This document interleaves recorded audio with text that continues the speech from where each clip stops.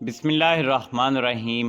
अस्सलाम वालेकुम नाजरीन, आब हयात क्या है, ये कहाँ वाक़ है, क्या उसे पीने वाला क़यामत तक ज़िंदा रहता है? हज़रत खिज़र अलैहिस्सलाम कौन थे? क्या हज़रत खिज़र अलैहिस्सलाम ने आब हयात पिया है? क्या हज़रत खिज़र अलैहिस्सलाम हमेशा ज़िंदा रहेंगे? दुनिया में कितने लोगों ने आब हयात पिया है? सिकंदर आज़म ने आब हयात पीने से इनकार क्यों किया था? आब हयात महज एक ख्याल या अफसाना है या उसकी कोई हकीकत भी है? यही हमारी आज की वीडियो का मौजू होगा। और आज की इस वीडियो में हम आपको आब हयात के बारे में मुस्तरद मालूमात फराहम करेंगे। मगर वीडियो में आगे बढ़ने से पहले अगर आप हमारे चैनल पर नए हैं तो बराए मेहरबानी हमारा चैनल info@ali सब्सक्राइब करें, जहां आपको बिलखसूस इस्लामिक हिस्ट्री और बिलामूम दुनिया भर की मुनफरद मालूमात पर मबनी वीडियोज़ मिलती रहेंगी। नाज़रीन, इस हकीकत के बावजूद कि हर जी रूह को मौत का जायका चखना है, हज़रत इंसान हमेशा से अब्दी ज़िंदगी की तलाश में रहा है और इसकी अशद ख्वाहिश रही है कि वो मौत जैसी हकीकत से छुटकारा हासिल कर ले। हमेशा जवान और हयात रहने की तमन्ना में इंसान ऐसे कई चश्मे की खोज पे रहा है कि जिसका पानी पीकर हयात अब्दी हासिल हो सके।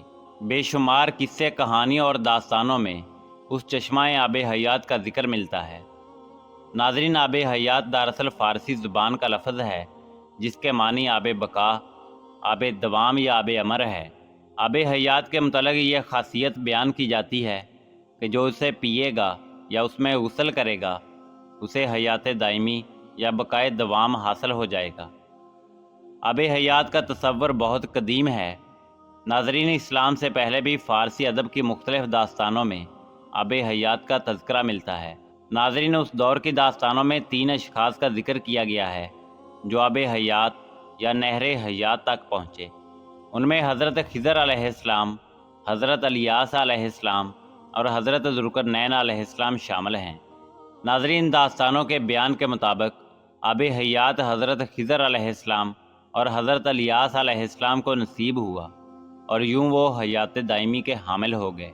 ये एक ऐसा मसला है जिसके बारे में मुश्किल है कि आया आब हयात का कोई वजूद था, है या नहीं, और हज़रत खिज़र अलैहिस्सलाम से उसका क्या ताल्लुक़ है। इस ज़मन में मुफस्सिरीन और मुहद्दिसीन मुख्तलिफ़ आरा रखते हैं। कुछ के मुताबिक ये रिवायात सही है कि हज़रत खिज़र अलैहिस्सलाम ने चश्मा हयात या नहर हयात से पानी पिया और वो हयात हैं, जबकि कुछ इससे इख्तलाफ रखते हैं। नाज़रीन, मशहूर मौलफ़ व मुहक्किक़ इब्न हजर अस्क़लानी ने इस पर एक तहक़ीक़ अज़्ज़ुहर अन-नज़र फ़ी हालिल खिज़र के नाम से तसनीफ़ की है, जिसका उर्दू तर्जमा हयात हज़रत खिज़र अलैहिस्सलाम के नाम से शाये हुआ है, जिसमें वो उससे गरेज़ा हैं कि हज़रत खिज़र अलैहिस्सलाम हयात हैं। इब्न असाक के बयान के मुताबिक हज़रत खिज़र अलैहिस्सलाम को हज़रत आदम अला नबीना अलैहिस्सलाम ने अपनी तदफ़ीन और तूफ़ान नूह की खबर दी थी और वो कश्ती नूह में सवार थे। नाज़रीन, इसी तरह तफ़सीर ख़ाज़न में इमाम अलाउद्दीन अली बिन मोहम्मद ने और शेख अबू अमरो बिन सलाम ने अपने फ़तावा में बयान फरमाया है कि हज़रत खिज़र अलैहिस्सलाम और हज़रत इलियास अलैहिस्सलाम जमहूर उलमा व सालिहीन के नज़दीक ज़िंदा हैं और हर साल ज़माना हज में मिलते हैं, और ये कि हज़रत खिज़र अलैहिस्सलाम ने चश्मा हयात में गुस्ल फरमाया और उसका पानी भी पिया।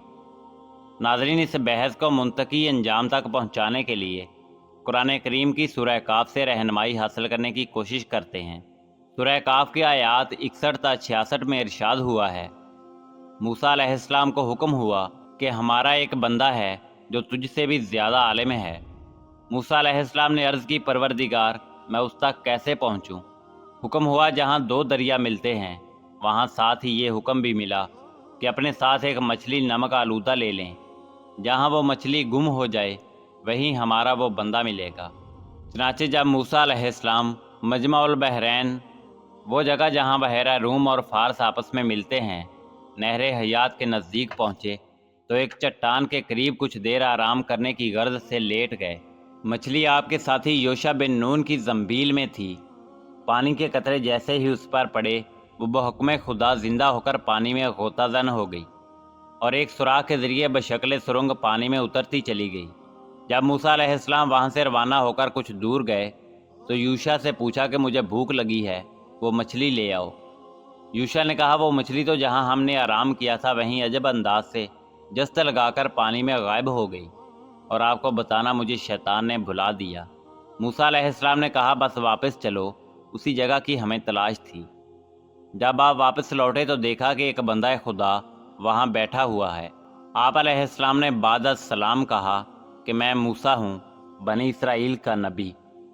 تفسیر ابن کثیر کی جلد سوم کے مطابق وہ خدا کا نیک بندہ حضرت خضر علیہ السلام تھے۔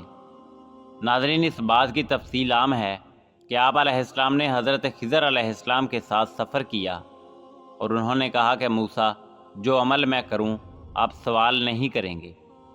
آج کی ویڈیو میں ہم اس تفصیل میں نہیں جائیں گے، کیونکہ اپنے ناظرین کو بس یہیں تک لانا مقصود تھا۔ یہاں قابل غور بات یہ ہے کہ نہر حیات کے پانی میں خدا نے یہ تاثیر رکھی تھی کہ مردہ مچھلی پر اس پانی کے چھینٹے پڑنے سے وہ بحکم خدا زندہ ہو کر پانی میں غائب ہو گئی۔ جبکہ حضرت خضر علیہ السلام تو وہاں پر مقیم تھے، تو کیا آپ اس پانی سے مستفید نہیں ہوئے ہوں گے؟ یہ اللہ کی نشانیاں ہیں، بے شک جو وہ چاہتا ہے وہی ہوتا ہے۔ ناظرین، آب حیات اور حضرت خضر علیہ السلام کا واقعہ حضرت ذوالقرنین علیہ السلام سے بھی وابستہ ہے۔ حضرت خضر علیہ السلام حضرت ذوالقرنین علیہ السلام کے خالازاد بھائی، وزیر اور علم بردار رہے ہیں۔ یہ حضرت سام بن نوح علیہ السلام کی اولاد میں سے ہیں۔ مختلف تواریخ میں یہ بیان ملتا ہے کہ حضرت ذوالقرنین علیہ السلام نے پرانی کتابوں میں پڑھا تھا کہ سام بن نوح علیہ السلام کی اولاد میں سے ایک شخص چشمہ حیات سے پانی پی لے گا تو اس کو موت نہ آئے گی۔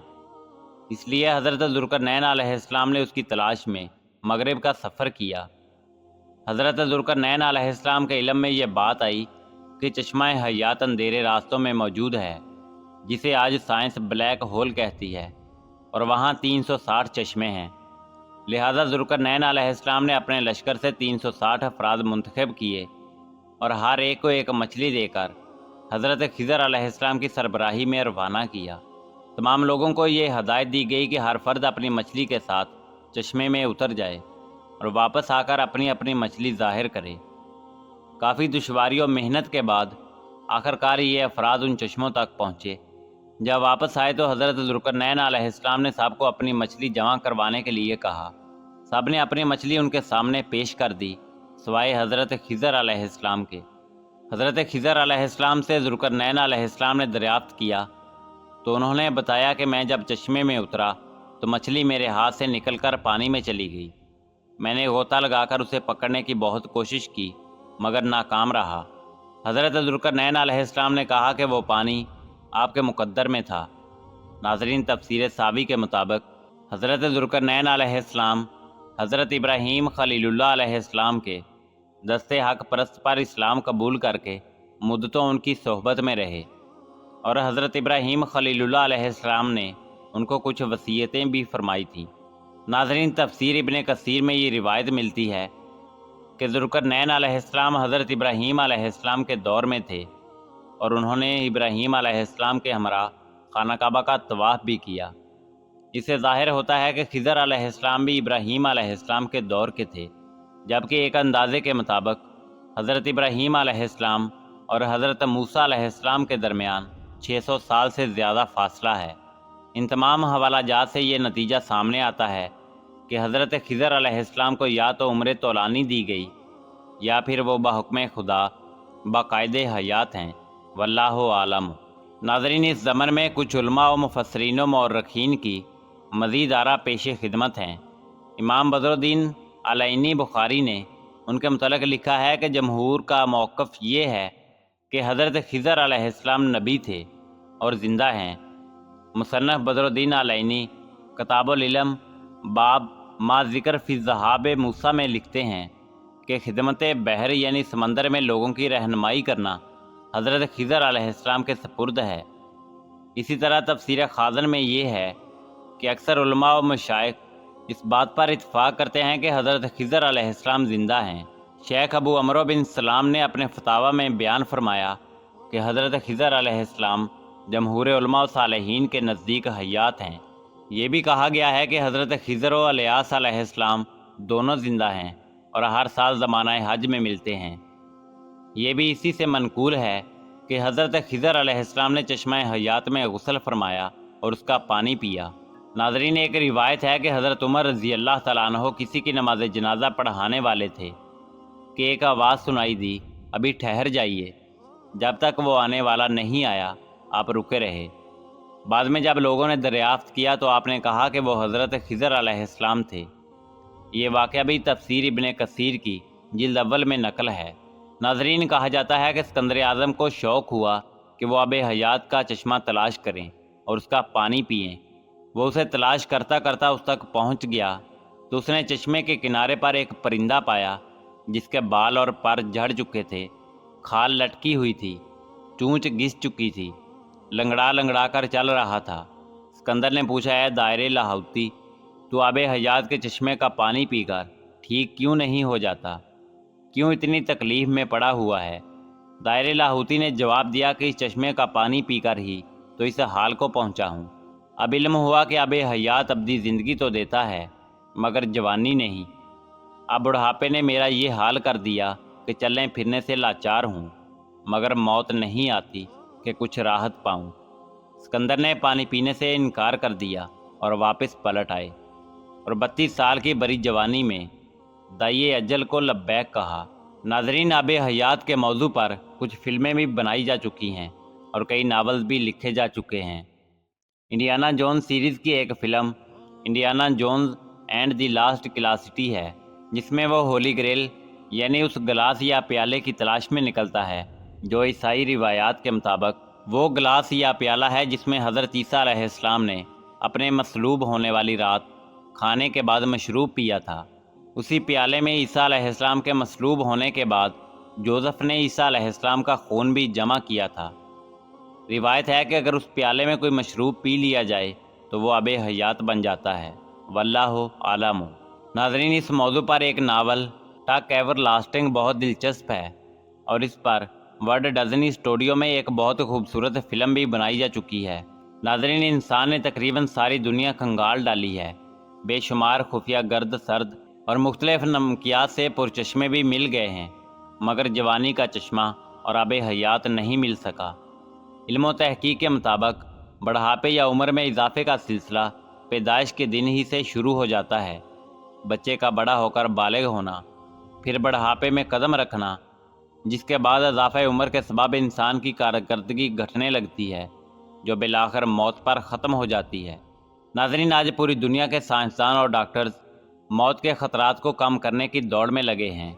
سب کی کوششیں ہیں کہ کسی طرح انسان کی عمر بڑھا کر موت جیسی حقیقت سے دور کیا جا سکے، مگر بحیثیت مسلمان ہمارا عقیدہ ہے، اور قرآن مجید فرقان حمید کہتا ہے، کل نفس ذائقۃ الموت، ہر ذی روح کو موت کا ذائقہ چکھنا ہے۔ اصل چیز زندگی کی امنگ اور طبیعت کی جلانی ہے، جس کے بغیر لمبی زندگی ایک عذاب بن جاتی ہے۔ ہماری یہی کوشش ہونی چاہیے کہ دنیا میں ایسے اعمال سر انجام دیے جائیں کہ پھر اللہ رب العزت کے وعدے کے مطابق ایک پرلطف حیات دائم ہمارا مقدر بن جائے۔ ناظرین، اسی امید کے ساتھ اجازت دیجیے کہ آپ کو ہماری ویڈیو پسند آئی ہوگی۔ ملتے ہیں بہت جلد ایک نئی تاریخی اور معلوماتی ویڈیو کے ساتھ۔ دیکھتے رہیے info@ali۔ اللہ رب العزت آپ کا حامی و ناصر ہو۔